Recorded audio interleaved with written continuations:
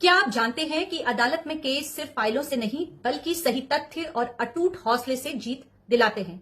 अगर कोई आपको झूठे केसों में फंसाता है और आपके घर परिवार सब कोर्ट केस में फंसे हुए हैं तो ये वीडियो आपके लिए काफी महत्वपूर्ण है, क्योंकि झूठे केस को हराने के लिए 3 पॉइंट यहां पर मैं बताने जा रही हूं, जहां पर अगर आप भी झूठे केसों में फंसे हुए हैं तो ये 3 महत्वपूर्ण पॉइंट आपके केस के लिए काफी महत्वपूर्ण होने चाहिए। देखिए, सबसे पहला कदम है, विपक्ष का जो मकसद होता है वो आपको डराना होता है कि आप किसी तरीके से मानसिक रूप से टूट जाएं और कुछ ऐसा करें जिससे आपके केस और खराब हो जाए। तो ऐसी अवस्था में अपने आप को पहले शांत रहना जरूरी है।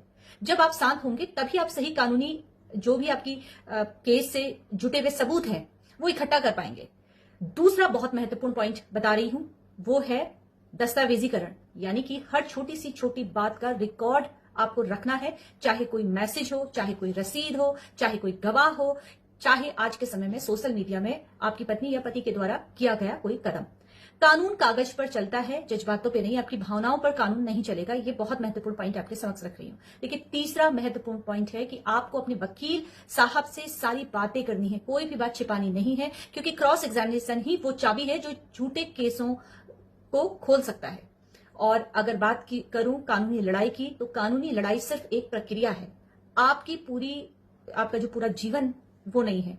अपने आप पर कंट्रोल रखना बहुत महत्वपूर्ण है कोई भी ऐसे केसों में जहां पर आपको झूठे केसों में फंसाया गया है। देखिए, ध्यान रखिए कि जो सच्चाई है वो हमेशा सामने आएगी। अगर आप भी किसी कानूनी उलझन में हैं तो ध्यान रखिए कि आपके पास भी कुछ हथियार हैं। अब ये कौन से हथियार है? देखिए, अगर आपके खिलाफ कोई FIR दर्ज है जो झूठी है तो वहां पर आपको डरना नहीं है। वहां पर आपको BNSS की धारा 528 जो CRPC में 482 थी, उसके तहत आप सीधे हाईकोर्ट जा सकते हैं और FIR रद्द करवाई जा सकती है। अब अगर आपके खिलाफ कोई झूठी गवाही देता है, जो लोग अदालत में झूठ बोलते हैं या गलत सबूत पेश करते हैं, आप कहते हैं कि भाई मेरी पत्नी ने, मेरे पति ने गलत सबूत पेश कर लिया है, तो उसके लिए भी कानून है। उसके लिए कानून बहुत सख्त है। IPC की धारा 191 और 193 के तहत झूठी गवाही देने वाले को 7 साल तक की सजा होती है।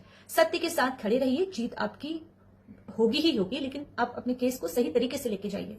मानहानि का आप दावा भी कर सकते हैं। एक बार जब आप निर्दोष साबित हो जाएंगे तो वहां पर फिर आपको चुप नहीं बैठना है, क्योंकि आपकी सामाजिक जो प्रतिष्ठा है उसको नुकसान पहुंचाया गया है। तो अपनी सामाजिक प्रतिष्ठा की रक्षा के लिए आप विपक्ष पर मानहानि का केस भी दर्ज करवा सकते हैं और हट जाने की मांग भी कर सकते हैं।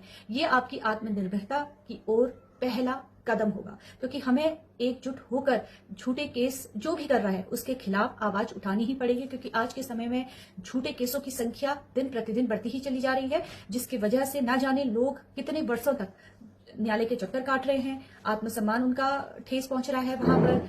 और फिलहाल इसी तरीके से आप मेरे सोशल मीडिया के अलग अलग प्लेटफॉर्म पर जुड़ सकते हैं। इसमें आपका क्या कहना है कमेंट अवश्य कीजिएगा, क्योंकि आपके कमेंट मेरी एक ताकत है। फिलहाल इसी तरीके से मुझसे जुड़ते रहिए। धन्यवाद।